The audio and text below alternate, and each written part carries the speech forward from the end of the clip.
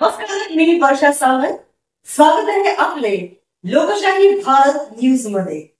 आजच्या दिवसभरातील घडामोडींचा आढावा घेणार आहोत. चला पाहूया आजच्या ताज्या बातम्या. बाप्पाचा जय जयकार. बापदेववाडीत भक्तिमय वातावरणात माघी गणेशोत्सव संपन्न. पेण तालुक्यातील उंबर्डे गावांतर्गत असलेल्या बापदेववाडी येथे यंदाच्या तृतीय माघी गणेशोत्सवाचा सोहळा अत्यंत भक्तिमय वातावरणात पार पडला. सौ प्राजक्ता सुजित नागे यांच्या निवासस्थानी गणरायाचा जन्मदिवस मोठ्या उत्साहात साजरा करण्यात आला. या मंगल सोहळ्याला प्रमुख अतिथी म्हणून वडखळ येथील ख्यातनाम भजन मंडळाचे श्री दत्ताराम सोडकर आणि प्रगती प्रमोद म्हात्रे उपस्थित होते. त्यांच्या सुश्राव्य हरिपाठाने कार्यक्रमाच्या मंगलतेत आणि पावित्र्यात भर घातली आणि उपस्थितांना मंत्रमुग्ध केले.